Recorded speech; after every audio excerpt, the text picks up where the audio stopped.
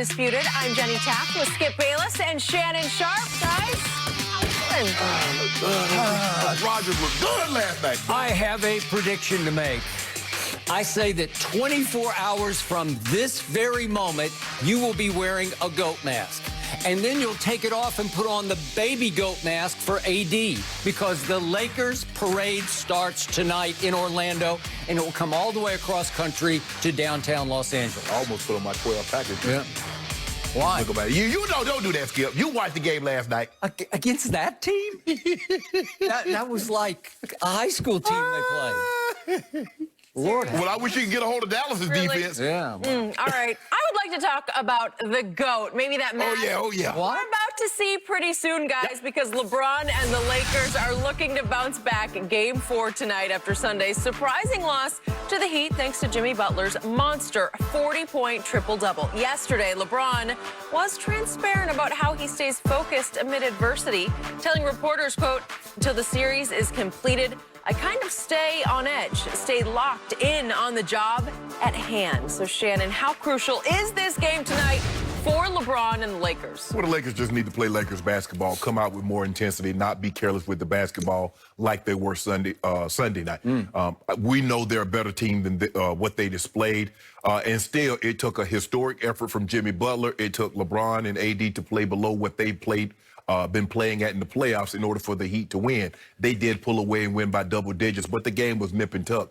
And even though AD was in foul trouble, he wasn't as aggressive as he needed to be. They were very careless with the basketball. The Lakers did take a 91-89 lead with, I think, about 9 minutes left in the ball game. So it just goes to show you the Heat they need to play really well, and the Lakers need to play well below the standard in which the Lakers have set for themselves. But Skip, there's something that I've noticed, and there's a point, a number that the Lakers need to get to. When the Lakers get to at least 30 points in the first quarter, they're 9-0.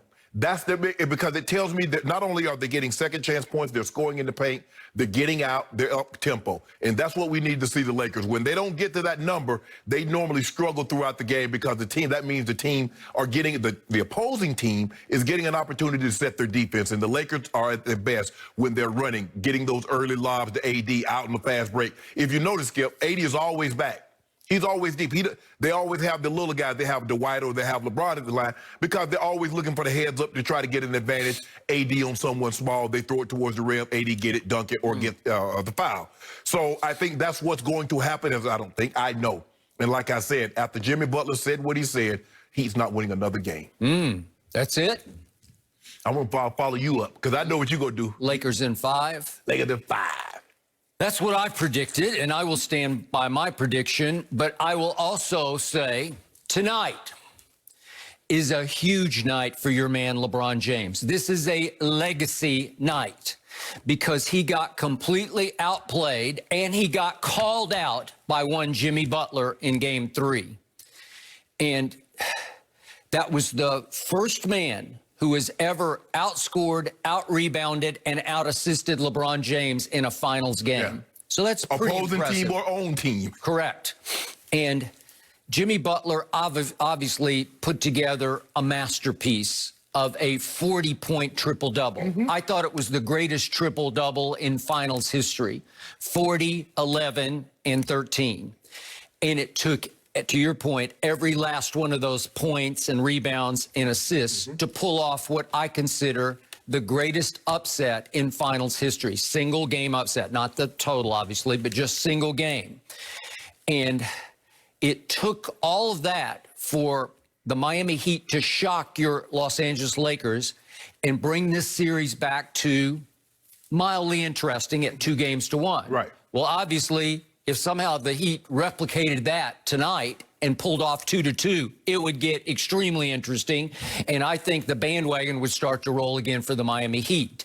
I think the Lakers bandwagon is going to roll over the Heat tonight because the truth is this has been an epic mismatch in games 1 and 2. And I'm going to remind everybody, in game 1, the Lakers went on a tear in mid-game that went 77-32. That's how much better they were in game 1 than the Miami Heat. And I also remind everybody that Jimmy Butler had to do it on both ends because they scrapped their zone in game 3 thank God for that, because it is so torturable for LeBron and company, because it's not even a very good zone. I don't even get the concept. Well, Skip, it's not so much that it's torturable, it's that it's hard to rebound.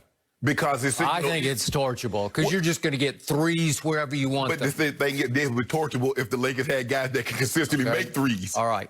So Jimmy Butler said, let's not play any more zone. I assume it was his driving force of a push to say, let me take him. And so he took him most of the game. And again, Jimmy Butler had a plan. He said, I'm going to sag off LeBron. I'm going to just let him shoot the threes, but I'm going to try to bother him at the rim as much as I can. Right. And I thought he pulled that off, especially in the fourth quarter. He forced LeBron into 4 turnovers, and 2 of them were so un-LeBron because they were awkward-looking travels where he couldn't quite get his rhythm going to the basket because Jimmy's hanging with him. Right. And Jimmy's fairly long, but he's very savvy and like a nasty defender where he gets angles, he gets spots, and he was getting his hand up to bother LeBron's drives where LeBron couldn't find the opening just to power it down or dunk it. And so 2 awkward travels, 4 total turnovers just in the fourth quarter, 8 turnovers for the game. And obviously, he had 3 three-point attempts that were, I thought they were just uncontested. I guess you could argue one of them had a mild contest, but they're shots that LeBron can make. Right. And I believe he has to make those shots tonight because he will get dared to shoot those again tonight. Now we're back to the old Greg Popovich syndrome and theory that just dare him to shoot. We're going back to 2013-14 finals when Pop would be over there just waving defenders back from the line. Just let him shoot that. We just can't have him at the rim. Right. What was the Spurs' motto in those finals? No dunks. Right. Because especially, we don't have a home crowd now, but especially when they were in Miami in those days, if he dunked it at home, you've made the point that now the dunk, it used to be the most electrifying play, but it's the three-point shot. Right. But in LeBron's case, the dunk is still electrifying because he is still, dare I say, the most spectacular dunker. Yeah. He can still rise, and it's always dramatic, spectacular. He'll put a little whipped cream on it. A lot of it has to do with who's actually dunking the basketball. It used to be the dunk, anybody that dunk. Now it's still, if LeBron is the one that's dunking I got it. Okay, so Jimmy Butler then said after the game that, and we're going to get into deeper debate on this a little later in the show, but Jimmy Butler said that LeBron told him at the end of the first quarter, you're in trouble. So at the end of the game, he makes the sort of the dagger shot, the drive shot with 1:15 left, and he goes to the bench saying they're in trouble, as in the Lakers, you're in trouble. Right. Okay, you Lakers are in trouble. And there's discrepancy after the game. LeBron saying, well, I didn't start the trash talk, but Jimmy says, so to your point, it's a call out in many ways, on many levels.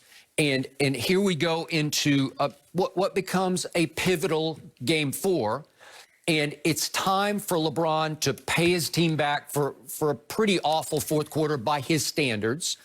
And it's also time for him to guard Jimmy Butler. And I think he will. I think he'll take him. And I also think it's time for them to swallow their pride and say, let's try to give LeBron, if he's going to take him, let's give him some help, and let's get the ball out of Jimmy Butler's hands. They have not tried that yet. Yeah. If I don't believe they will because of those marksmen that they have. They don't want to give up three-point shots. Okay, but he is the whole show. He scored 40 points without taking a three, which is phenomenal. It's almost impossible in this day and age. Well, here's the thing, Skip, but we did see him score 40 points in game 1 in the semifinals against the Bucks.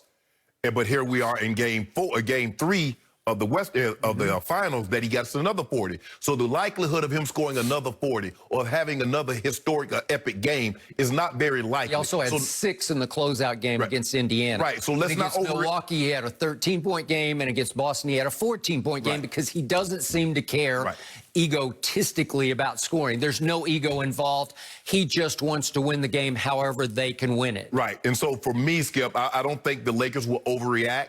Overcommit to Jimmy and let Tyler Hero and let Duncan Robinson and let guys get wide open looks at the basket for threes. They're not going to do that. They won't overreact. They just say, AD stays out of foul trouble. I expect AD. Because, Skip, if you think about it, they've always played through AD.